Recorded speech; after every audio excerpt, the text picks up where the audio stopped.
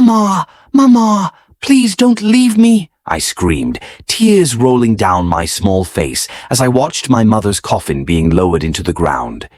The sky was dark with rain clouds, as if heaven itself was crying with me. My name is Adana, and I was only 10 years old when my whole world came crashing down. My father, Chidi, stood beside me, his large hand gripping mine so tightly it hurt. But I didn't mind the pain.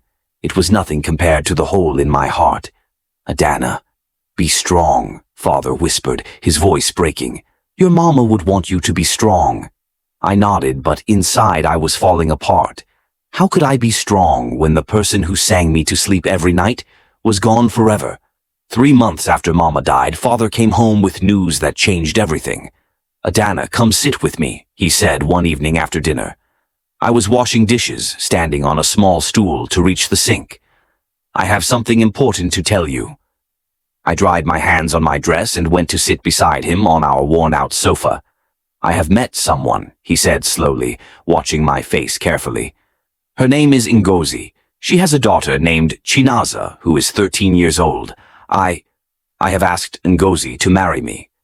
My heart froze. But Mama, your mama is gone, Adana, Father said gently, and we need someone to help take care of our home. Ngozi is a good woman. I didn't say anything. I couldn't. My throat felt like it was filled with stones. 2 weeks later, Ngozi and Chinaza moved into our small house. Ngozi was tall with a round face. She smiled a lot when Father was around, showing her bright white teeth. But when Father wasn't looking, her smile disappeared. Chinaza was beautiful, with smooth dark skin and braided hair that reached her shoulders. But her eyes were cold when they looked at me. This is your new sister, Chinaza, Father said proudly. And this is your new mother, Ngozi. She is not my mother, I said quietly. My mother is in heaven. Father's face turned angry. Adana, show some respect. Ngozi quickly put her hand on Father's arm. It's okay, Chidi. The child is still grieving. Give her time. But her kind words didn't match the look she gave me when Father turned away. That night I cried into my pillow, whispering to Mama's spirit. Why did you leave me, Mama? Now there are strangers in our house? The next day, everything started to change. Father left early for his job at the construction site. As soon as his footsteps faded, Ngozi's sweet face hardened. Listen well, little girl, she said, pointing a long finger at me. This is my house now. You will do as I say. She made me do all the housework while Chinaza sat and watched, laughing when I struggled with heavy water buckets or when I couldn't reach high shelves. Look at the little rat, Chinaza would say. Can't even sweep properly. At school, things were no better. Chinaza told everyone not to play with me. Her mother died because she was so wicked, she whispered to the other children. The wickedness might spread to you if you get too close. Days turned into weeks, and weeks into months. Father was working longer hours to provide for our bigger family. He was rarely home, and when he was, Ngozi made sure he saw only smiles and peace. How is school, Adana? Father would ask during dinner. Before I could answer, Ngozi would jump in. Oh, she's doing so well. Chinaza is helping her with homework. They're like real sisters already. Father would beam with happiness, completely blind to the truth. One evening I found a small photo of my mother that I kept under my sleeping mat was missing. Chinaza, have you seen my photo? I asked, my voice trembling. Chinaza smiled wickedly and pulled out the crumpled photo from her pocket. This garbage? Why would you keep such an ugly woman's picture? Give it back, I cried, reaching for it. She held it higher. Come get it, little rat. I jumped, trying to reach it, but she was too tall. Then, with a cruel laugh, she tore the photo into tiny pieces. No, I screamed, falling to my knees to gather the fragments. That night, as I tried to piece together my mother's torn face, I heard Chinaza and Ngozi talking in the kitchen. She's always in the way, Chinaza complained. Father gives her more attention than me. Patience, my daughter, Ngozi replied in a low voice. Soon, we will have everything. The house, the land, and all of Chidi's money. Just be patient. Their words made my blood run cold. They didn't love Father. They only wanted what he had. I wanted to tell Father, but Who would believe a child over his new wife? So I kept quiet and watched, waiting, as the darkness in our house grew deeper with each passing day. Months passed and I turned 11. Father bought me a new dress for my birthday, a pretty blue one with small yellow flowers. "You look just like your mother," he said, his eyes misty with memories. Ngozi's face tightened at his words. Later that night I found my new dress cut into pieces under my sleeping mat. "What happened to your birthday dress?" Father asked the next day. Before I could speak, Ngozi jumped in. "Oh, Chidi, the poor thing tore it while playing roughly in the backyard. I told her to be careful." Father looked disappointed. "Adana, you must take better care of your things." I opened my mouth to defend myself, but the warning look in Ngozi's eyes made me stop. Who would believe me anyway? One day at school, my teacher, Mrs. Okafor, noticed the bruises on my arms where Ngozi had grabbed me too hard. "Adana, what happened here?" she asked gently, pointing to the purple marks. I fell," I lied, looking at the ground. "Mrs. Okafor didn't believe me." "You can tell me the truth, Adana. Is someone hurting you at home?" I wanted to tell her everything, but then I saw Chinaza watching from the classroom door, her eyes narrowed with threat. "No, teacher, I really did fall." Mrs. Okafor sighed but didn't push further. "If you ever need to talk, my door is always open." That afternoon, Chinaza cornered me behind the school. "I saw you talking to the teacher," she hissed. "What did you tell her?"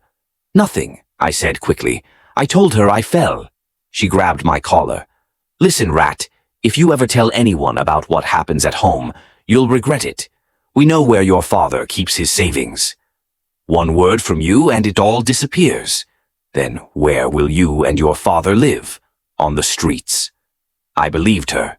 Father had been saving money for years in a metal box he kept hidden. If it disappeared, we would have nothing. The next day was Saturday and Father was home. Ngozi asked him to fix a broken shelf in the kitchen. "Adana will help you," she said sweetly. "Chinaza and I need to go to the market." As soon as they left, Father smiled at me. "Come, my little helper, hand me the tools." For a brief moment it felt like old times, just Father and me. As we worked, Father started talking about Mama. "She was the kindest woman I ever knew," he said softly. "You have her eyes, you know, the same gentle look." My heart swelled with love and sadness. "I miss her, Father." He put down his hammer and hugged me tight. "I miss her too, Adana. Every day." I gathered all my courage. "Father, I need to tell you something about Ngozi and Chinaza." He pulled back to look at my face. "What is it?" Just then, the front door opened. Ngozi and Chinaza were back, much earlier than expected. "We forgot the shopping list," Ngozi said, her eyes darting between Father and me. "What are you two talking about?" Father smiled. "Just remembering Adana's mother." Ngozi's face darkened for a second before she forced a smile. "How nice. But Chidi, should you be dwelling on the past? It's not healthy." "Sometimes remembering is healing," Father replied. Later that night, Ngozi came to my sleeping mat. Everyone else was asleep. "What were you going to tell your father about us?" she whispered, her breath hot on my face. "Nothing," I lied, my heart pounding. She grabbed my arm, her fingernails digging into my skin. "Listen carefully, little one. Your father is mine now. This house is mine. If you cause any problems, I will make sure you are sent away to live with distant relatives, so far away you'll never see your father again. Do you understand?" I nodded, tears filling my eyes. "Good," she said, releasing my arm. "Remember, children should be seen, not heard." The next day, Father had to leave for a construction job in a neighboring village. He would be gone for 2 weeks. "Take care of Adana," he told Ngozi before he left. "Of course, my love," she replied sweetly. "She's like my own daughter." As soon as Father was out of sight, Ngozi turned to me with cold eyes. "Now the real work begins." The next 2 weeks were the hardest of my life. I was made to wake up before sunrise to fetch water, clean the house, cook meals, and wash clothes. If I did anything wrong, I was punished with no food. At night, I was so exhausted I would fall asleep the moment my head touched the mat. Chinaza, meanwhile, did nothing but order me around. Fetch me water, rat. Clean my shoes, rat. Your cooking tastes like dirt, rat. One evening, as I was preparing dinner, Chinaza came into the kitchen. She was holding a small bottle with clear liquid. "Do you know what this is?" she asked, a wicked smile on her face. I shook my head. "It's acid," she said. "My friend's brother works at the battery factory. One drop of this can burn through skin." My eyes widened in fear. "Why do you have that?" Her smile grew wider. "Just in case I need to teach someone a lesson." She placed the bottle on the high shelf and left, her laughter echoing behind her. That night, I couldn't sleep. I kept thinking about the bottle of acid and what Chinaza might do with it. The next morning, I checked the shelf, but the bottle was gone. For the next few days, I was on edge, watching Chinaza's every move. But she acted as if nothing had changed, continuing her usual cruel treatment. Father was due back in 3 days, and I was counting the hours. With him home, at least the worst of the abuse would stop. But fate had other plans. 2 days before Father's return, something happened that would change everything forever. It was a hot evening. The air was thick with heat as I stirred the pot of jollof rice for dinner. Sweat dripped down my face as I worked over the hot stove. "Is the food ready yet?" Chinaza demanded, walking into the kitchen. "I'm starving." "Almost," I replied softly, not looking up from the pot. Ngozi entered next, sniffing the air. "Make sure you don't burn it like last time," she warned. "Your father will be home soon, and I want everything perfect." Father had called earlier to say he was coming home a day early. My heart had soared with joy at the news. Just one more night, and he would be back. "Set the table," Ngozi ordered, and I quickly obeyed. As I was placing the plates, I noticed Chinaza whispering something to her mother. They both looked at me and then quickly looked away when they saw me watching. "Adana, go fetch more water from the well," Ngozi said suddenly. "We need it for washing up after dinner." I hesitated. "But the food—" "I'll watch it," Chinaza offered, her voice unusually helpful. "Go on." Something felt wrong, but I couldn't refuse. I picked up the empty bucket and headed out. The well was a 5-minute walk from our house. As I lowered the bucket into the water, I couldn't shake the feeling that something bad was about to happen. When I returned, Ngozi and Chinaza were sitting at the table, waiting. The pot of rice had been moved from the stove to the table, and 3 plates were served. "Sit down," Ngozi said, pointing to my plate. "Let's eat." I sat down cautiously. My portion was bigger than usual, which was strange because they always gave me the smallest share. "Eat," Chinaza urged, watching me with an odd gleam in her eyes. "You must be hungry after all that cooking." I picked up my spoon slowly. The rice looked normal, smelled normal, but something inside me screamed danger. "What's wrong?" Ngozi asked, her voice honey-sweet. "Don't you like the food you cooked?" I'm not very hungry," I lied. Chinaza's eyes narrowed. "Eat. Now." Just then we heard a noise outside, the sound of footsteps approaching the house. Ngozi's eyes widened in alarm. Who could that be? The door swung open, and there stood Father, his face tired but happy. "Surprise! I caught an earlier ride." "Chidi," Ngozi exclaimed, jumping up from her seat. "We weren't expecting you until tomorrow." Father walked over and hugged me tight. "Hello, my little one. I've missed you." "I missed you too, Father," I whispered, holding on to him as if he might disappear. Father looked at the table. Just in time for dinner. I'm starving after that long journey."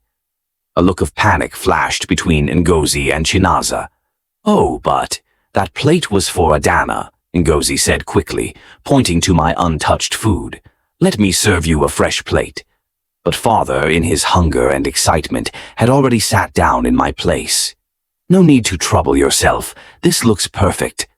"No!" Chinaza shouted suddenly, her voice sharp with fear.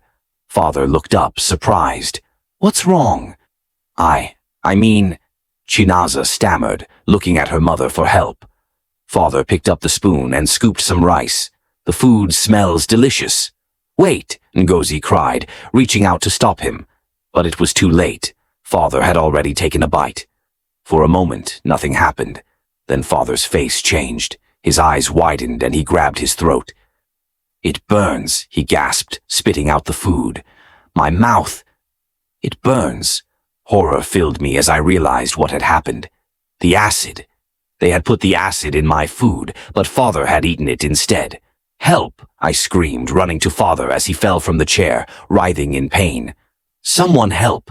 Ngozi stood frozen, her face a mask of shock. Chinaza backed away, her hands over her mouth. "What did you do?" I screamed at them. "What did you put in the food?" Neighbors came running at the sound of my screams. Mr. Okike from next door rushed in and saw Father on the floor. "We need to get him to the hospital now," he shouted, lifting Father with the help of another neighbor. As they carried Father out, his eyes found mine. Despite his pain, he managed to whisper, "Not your fault, Adana. Not your fault." Those were the last words he spoke to me before he lost consciousness. At the hospital, the doctors worked quickly. They pumped Father's stomach and gave him medicine to counteract the acid. But the damage had been done. The acid had burned his throat and stomach severely. If he had eaten more, he would not have survived, the doctor told the police officer who had come to investigate. Someone put a corrosive substance in his food. The police questioned everyone. When they searched our house, they found the empty acid bottle hidden under Chinaza's sleeping mat. The truth came out quickly after that. Chinaza broke down in tears, confessing everything. "It was Mother's idea," she sobbed. "She said once Adana was gone, we would have everything." Ngozi denied it all, claiming she knew nothing about the acid. But no one believed her, especially when the neighbors told the police about how they had seen her treating me when Father wasn't around. "That poor child was like a servant in her own home," Mrs. Okeke testified. "We could hear the stepmother shouting and the girl crying almost every night." Ngozi and Chinaza were taken away by the police. As they were led out in handcuffs, Chinaza looked back at me, her eyes full of regret. "I'm sorry, Adana," she whispered. "I'm so sorry." But sorry couldn't undo the damage. Father remained in the hospital, fighting for his life, while I was left alone to pick up the broken pieces of our shattered family. Days turned into weeks as Father lay in the hospital bed, his throat and stomach slowly healing from the acid burns. I visited him every day after school, holding his hand and telling him stories about what I was learning.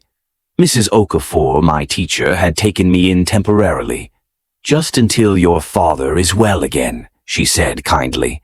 In her small but warm home, I finally knew what safety felt like again. There were no cruel words, no harsh punishments, just gentle guidance and care. One afternoon, as I sat by Father's hospital bed, reading a book aloud to him, he squeezed my hand. It was the first response he had shown in weeks. "Father," I whispered, hope filling my heart. His eyes fluttered open, and though he couldn't speak yet because of his injured throat, his eyes said everything. He was coming back to me. The doctor was amazed at his progress. "He's a fighter," he said with a smile. "The love of a child can be the best medicine." Meanwhile, the case against Ngozi and Chinaza moved forward. The court date was set, and I would have to testify about everything that had happened in our home since Mama died. The thought filled me with dread. I didn't want to see them again, didn't want to remember all the pain, but Mrs. Okafor helped me understand why it was important. "Sometimes we must face our fears to find our strength," she said, brushing my hair one evening. "And your father needs you to be brave." On the day of the trial, I wore my school uniform, the only clean and proper clothes I had. Mrs. Okafor held my hand as we entered the courtroom, and there they were, Ngozi and Chinaza sitting side by side, both looking thinner and sadder than I remembered.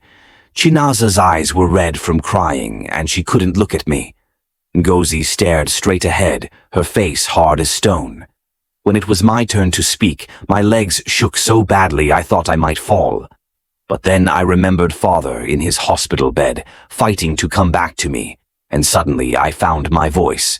I told the court everything, how they treated me when Father wasn't home. The chores, the punishments, the cruel words, the torn photo of my mother, the threats. And finally, the night of the acid. "It was meant for me," I said quietly. The food with the acid was put on my plate, but father came home early and sat in my place. The courtroom was silent when I finished. Even Ngozi couldn't maintain her cold stare and looked down at her hands. The judge, a stern woman with kind eyes, asked me a question that caught me by surprise.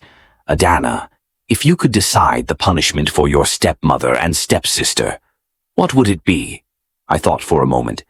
Part of me wanted them to suffer as I had suffered, but a bigger part, the part that remembered my mother's gentle teachings, knew better. I think, I said slowly, they should have to help people who are hurt, like my father, for a long time, so they can learn that hurting others only brings pain back to yourself. The judge nodded thoughtfully. That is very wise for someone so young. In the end, Ngozi was sentenced to 10 years in prison for attempted murder. Chinaza, because she was still a minor, was sent to a juvenile rehabilitation center where she would also have to do community service at a burn unit in the hospital. After the trial, as I was leaving with Mrs. Okafor, Chinaza called out to me. Adana, wait. The guard allowed her to speak to me briefly. I never wanted it to go so far, she said, tears streaming down her face. Mother said it would just make you sick, not. But you went along with it, I said quietly. You helped her? She nodded, unable to deny it. I was wrong. So wrong. And now I'll live with that forever. She wiped her tears with her sleeve. You were supposed to be my sister. I should have protected you, not hurt you. Yes, I agreed. You should have. As I turned to leave, she asked one more question. Will you ever forgive me, Adana? I looked back at her. Maybe someday, but not today. 6 months later, father was well enough to come home.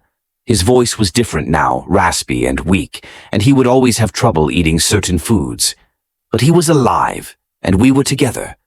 Our house felt empty without Ngozi and Chinaza, but in a peaceful way.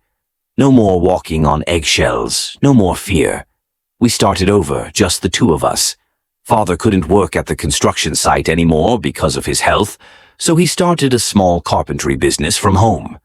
I helped him after school, learning to sand wood and apply varnish. One day, as we were working side by side, father spoke about forgiveness. Holding on to anger is like drinking poison and expecting the other person to die, he said in his new raspy voice. Your mother taught me that.